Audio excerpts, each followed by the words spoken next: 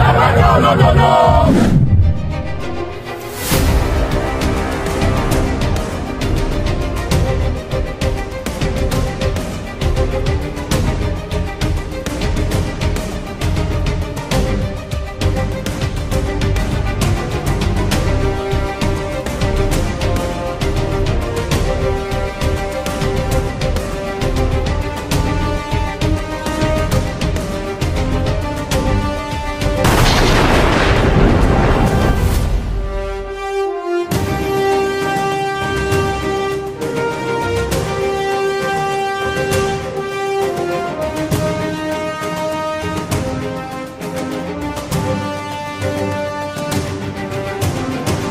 Labake Olododo èmi àdìgún mọ̀.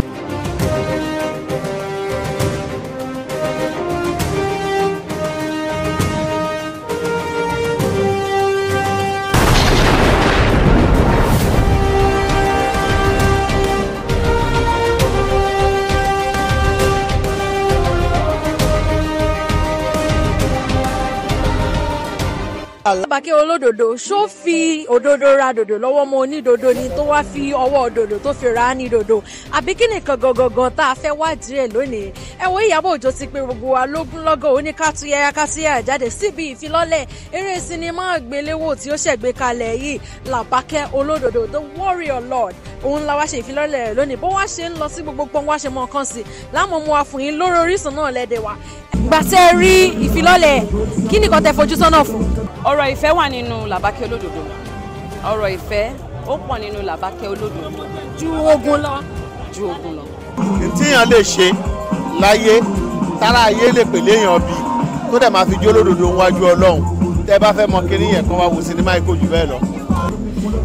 Ìgbà tí mo rí ìfilọ́lẹ̀ mo rí pé iṣẹ́ tó jẹ́ ń pé ó gbé ọ̀rọ̀ tí ó ti ń jẹ wá lógún tó ti ń jẹ wá lọ́kàn ní ìlú yìí jáde and ọ̀rọ̀ yẹn ní òtítọ́ ní ibikíbi tí ìwọ bá wà ní iṣẹ́kíṣẹ́ tí ìwọ bá ń ṣe ní ipòkípò tí ìwọ bá wà òtítọ́ ló máa ń gbéni lékè so ohun kan tí iṣẹ́ yìí dúró fún nìyẹn so dìgbà tí mo rí mo wò ó pé lóòótọ́ iṣẹ́ gbòógì kan dé tó fẹ́ sọlù nǹkan tó bà wá lẹ́rù yìí.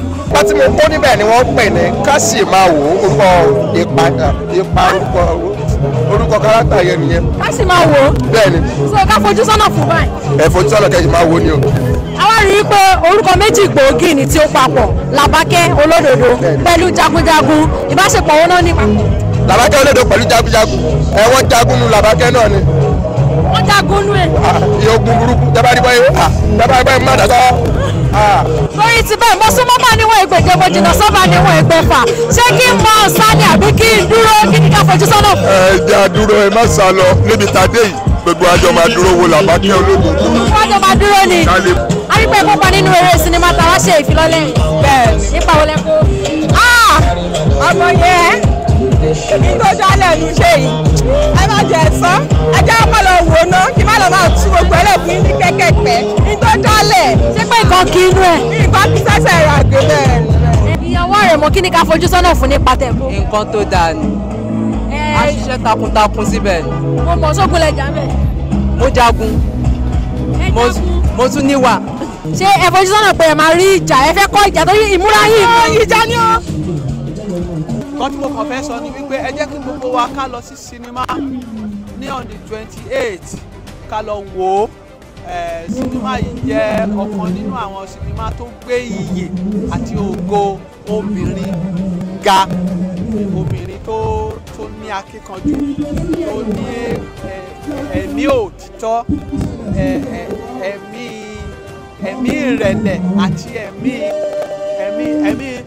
bravery. Tó tún jẹ́ onígboyà. Onígboyà ẹ.